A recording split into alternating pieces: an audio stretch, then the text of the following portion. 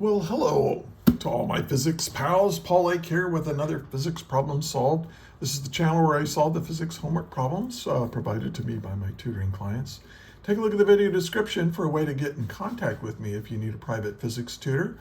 My rates are reasonable and I'm pretty good at this. And if you find this video helpful, please like, share, and subscribe. And let's get to today's problem. And it's a kind of a beginner problem. We're dealing with kinematics, kind of the first few days of kinematics in a calculus-based physics class, although actually this one it can be done by a non-calculus-based class as well. Anyway, these are the topics you should be somewhat familiar with on how to calculate average acceleration. I'll show you how to do that. Also, how to calculate instantaneous acceleration from a velocity versus time graph, and how to calculate the slope, and how to make tangent lines and how to take their slopes and so on. So that's kind of what's going on here. And as usual, what I suggest you do is pause the video right now and try to work it yourself. And then when you're finished, or if you get stuck, just go ahead and hit play and compare your work with mine. And let's get to it. Okay. Now let's read through the problem. It says the graph below shows a graph of the velocity in the x direction for the motion of a motorcyclist as she starts from rest and moves along the road in a straight line. A, find the average acceleration for the time interval from 0 to 6 seconds. Okay, right there. And then estimate the time at which the acceleration has its greatest positive value and the value of the acceleration at that instant. And then when is the acceleration 0? And then estimate the maximum negative value of the acceleration and the time at which it occurs. So basically, B and D are the same problem, one for positive acceleration, one for negative acceleration. All right, so let's get to it. This is what's given. It's just this graph, and you know, what I did if I had a textbook, I would actually just put some paper over it and trace it. And so, anyway, here's the graph. Now, what are we trying to find? For A, we want the average acceleration for t equals 0 to 6 seconds. For part B, we want the instantaneous acceleration, and I'm just going to put that A, max positive, and we also want T. So we want the time and the acceleration at the max positive acceleration. And then for part C, we want to know T when the acceleration equals, when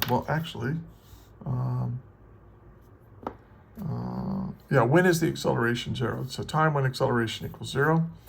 And then for part D, we want A max negative,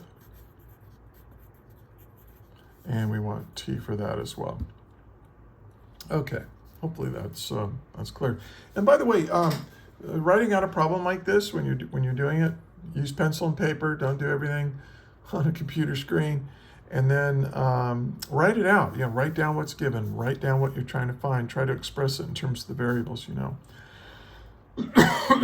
use. Okay, so let's get started. Let's solve it. Let's do A. Let's do part A. Okay.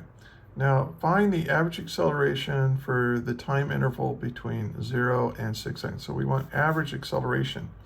Now, average acceleration, there's a procedure for determining that. That's kind of what we call the operational definition of average acceleration. And let me turn this off. Hold on. Average acceleration. And that is this. It's the change in velocity over the change in time. Well, this is all happening in the x direction.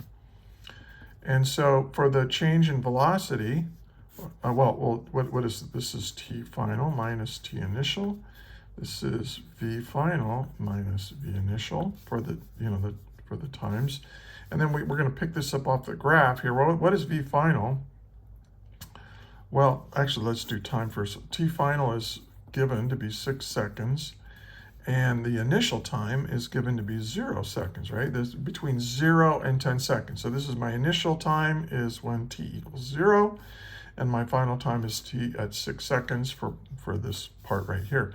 So then you have to figure out, okay, what is the final velocity at 6, or what is the velocity at 6 seconds? That's my final velocity. I look at my graph, and I come up here, and I'm going to say that that's 8.0 meters per second.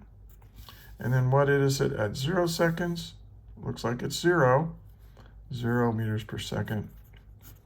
Okay, so it's basically 8 divided by 6. And when you do 8 divided by 6, well, 6 goes into 8 one time, and then you have 2 remainder. 2 6 1/3, or we'll just call it 1.3. And I'm just going to do 2 significant figures here. There's 3 with time, but I don't think you can get more than 2 significant figures by picking up off the velocities off the graph. So I'm just going to stick with this. It's 1.3, and then what are the units? Meters per second every second. And usually we write that as 1.3. Well, meters per second every second, we call that meters per second squared, right? And that's my answer for part A. So hope you got that. Now, you can leave the units like this if you want to. There's nothing wrong with that. This is a little slightly more compact, but this is more meaningful. It's how acceleration, remember, is how much you change your velocity per unit time. How many meters per second did I change? And from here to here, I changed my velocity by 1.3 meters per second every second. That's the average acceleration between here and here. Okay, now for part B, estimate the time at which the acceleration has its greatest positive value and the value of the acceleration at that instant. So here's how you find an instantaneous acceleration if you're given a velocity versus time graph. What you want to do is you want to draw a tangent line at whatever time you're looking at, and then figure out what the slope of that tangent line is. Now, when is this the steepest? Like from here to here, this is, notice that, and I'll use the ruler right here. Let me blow this up a little bit. So if I look right here, it looks like the velocity maybe starts off with a little bit of, well, actually the velocity is 0, but the acceleration, maybe you've got a little bit of acceleration. But what you want to do is figure out what the slope is. And notice that it looks like from 0 to about 3 seconds, the slope is steadily increasing, right? But after 3 seconds, look at what's happening to the slope after 3 seconds. See, the slope's right like this, but now it's a little less steep, a little less steep, a little less steep until it's 0 again.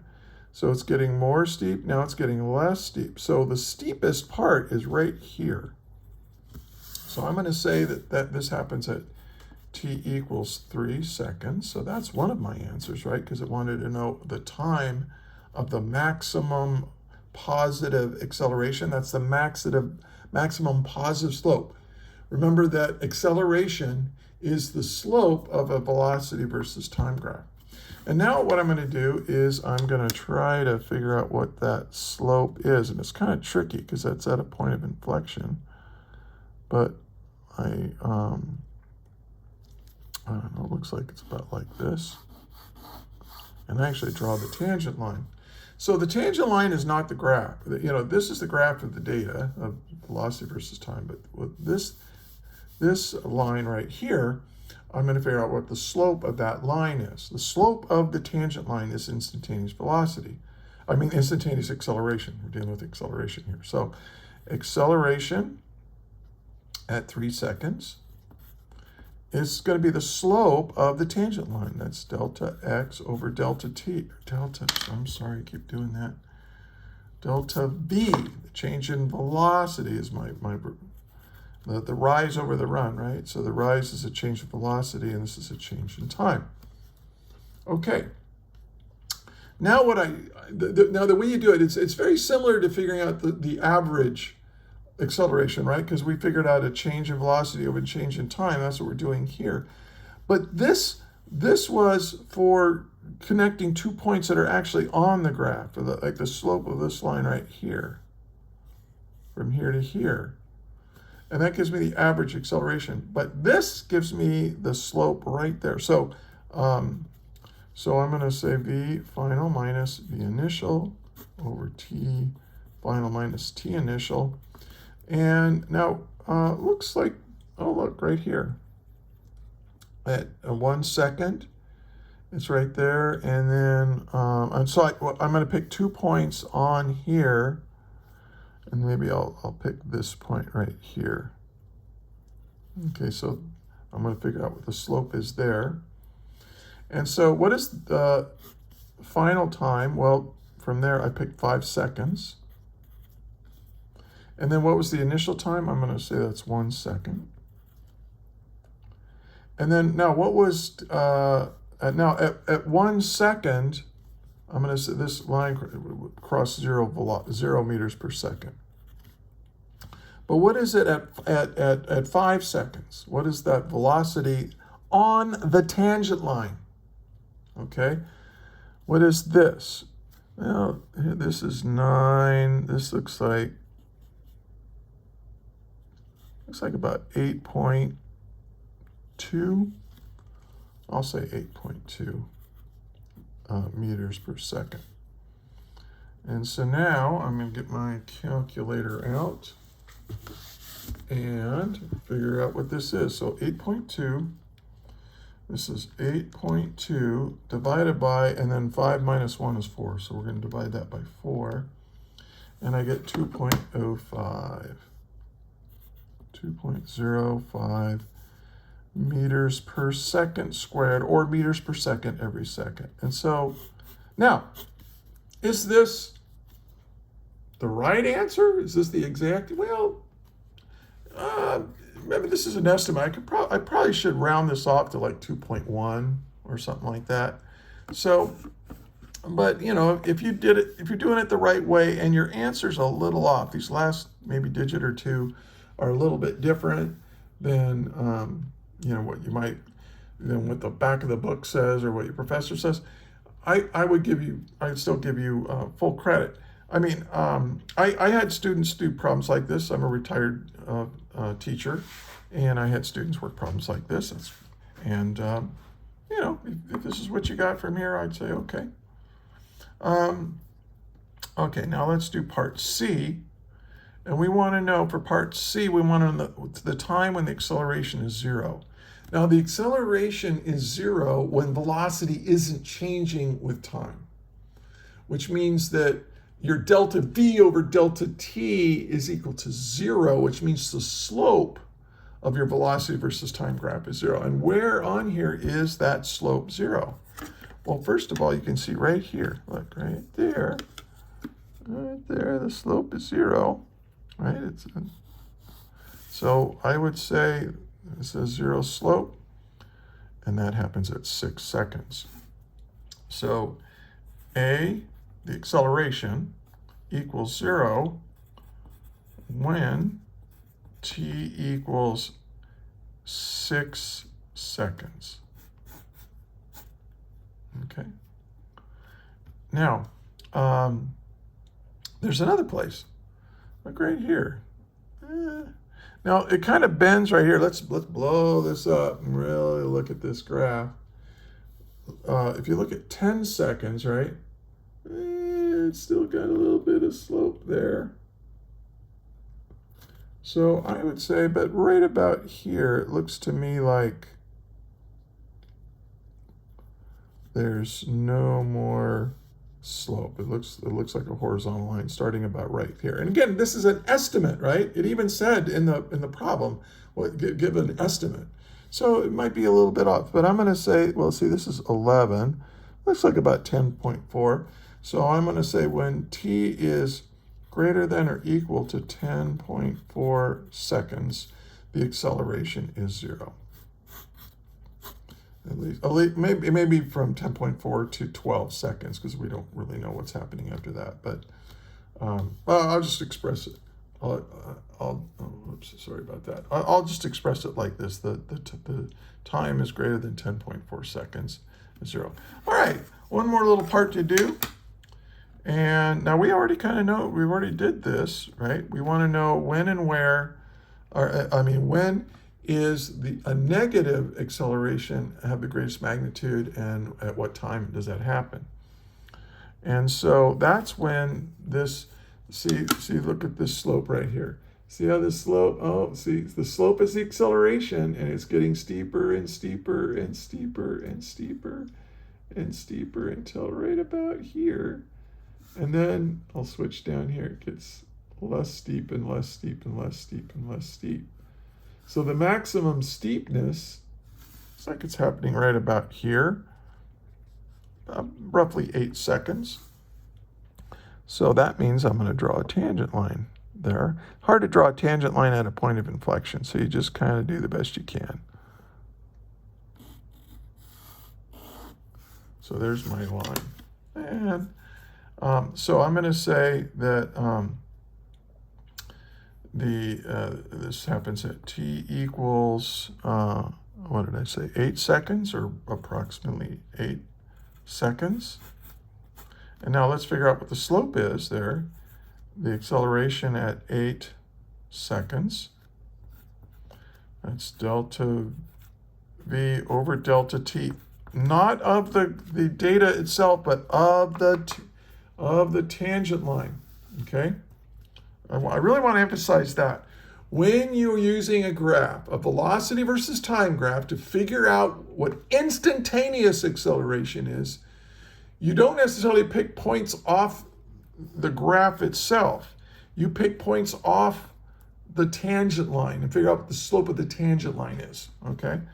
So we got to figure out what our t final minus our t initial is. And this would be v final minus v initial. Now let's pick a t final. How about 11? That looks pretty good right here. I picked one because it's kind of going right through that corner, so that makes it easy. So let's say t final is 11 seconds. Okay. And then minus into t initial, what do I want to pick? What do I want to pick? I don't know, how about right? How about right? We could just pick it right here. How about 6 seconds? And it doesn't matter what you pick, right? Because as long as you're reading off the graph properly, you'll get the same. It's a straight line, so the slope is everywhere the same. Now at 11 seconds, what was my final velocity? What was my velocity at 11 seconds?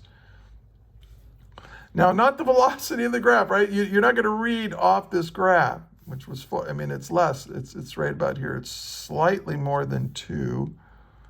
I'll just call it 2 meters per second. And then at 6, what was it? Well, let's see. This is 9. It's almost all the way up to 9. So maybe I'll say, oh, look, we got some wildlife here. Let's see that'd be like maybe 9 or 8.8, not quite 9, I'll say 8.8. Is this exactly right? No, but it's close enough. It's close enough, and close enough is what we're looking for when we're coming up with an estimate by reading off of graphs. Okay. But I am being very careful. I mean, I'm not. Somebody might just go, oh, it's 9. Well, it's a little. It looks like it's a little less than 9 to me. So I'm gonna make it a little less than 9. All right. So 2 minus 8.8 is negative 6.8. And then 11 minus 6 is 5. So I'm going to divide this by 5. And I get negative 1.36. How about negative 1.4? meters per second. This is per second squared, meters per second. Every second is meters per second squared. So I'm going to say this was my maximum negative acceleration. Okay. And so I hope this made sense to you. So what's the big idea?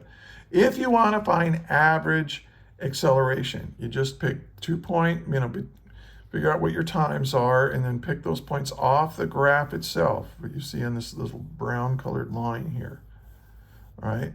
But if you want to know instantaneous acceleration, figure out what time you want, and then draw a tangent line, and then figure out what the slope of the tangent line. This is the slope of a tangent line. This is the slope of a tangent line. Okay. Hey, if you have any questions or if you think I made a mistake, say so in the comments. Give me a like and subscribe to my channel if you're a physics student or a physics teacher. And if you're a physics teacher or a student, there's way more resources. Check out the description.